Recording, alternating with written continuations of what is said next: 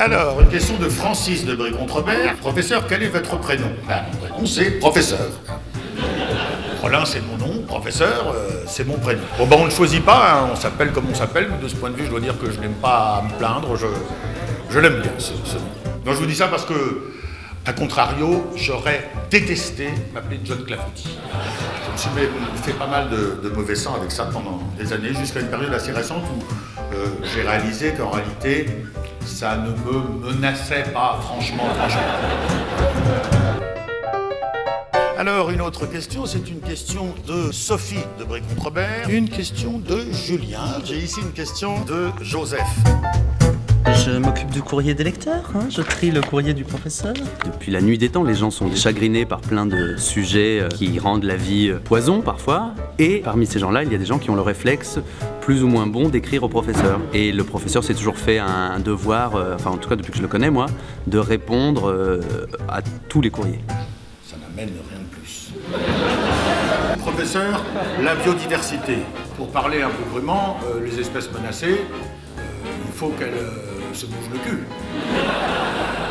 Par exemple, on nous dit que le koala ne mange que de l'eucalyptus. Pour l'instant. Le professeur Rollin, c'est un personnage qui m'accompagne depuis longtemps avec plaisir, donc bah oui, il était comme ça logique qu'il refasse une apparition. Celui-ci maintenant ne s'intéresse pas que à des sujets farfelus, poétiques et follement absurdes. Il répond aussi à des questions plus sérieuses. Professeur, on dit que vous aimez la peinture, est-ce vrai? C'est-à-dire, c'est compliqué le métier d'artiste peintre, hein, c'est compliqué. La plupart du temps, on ne connaît la valeur d'un peintre que très longtemps après sa mort. Pour une jeune femme qui a une relation amoureuse avec un peintre nettement plus âgé qu'elle, eh bien, il faudra qu'elle attende parfois 50 ans pour savoir si elle est entrée dans la légende en étant la muse d'un génie ou si elle a simplement sucé un vieux.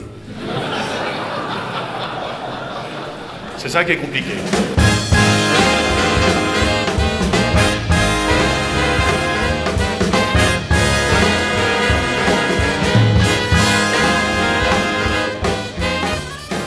Je n'ai pas les diplômes, je l'ai déjà confessé, donc je suis un faux professeur. Mais est-ce que les faux professeurs ne sont pas plus vrais que les vrais?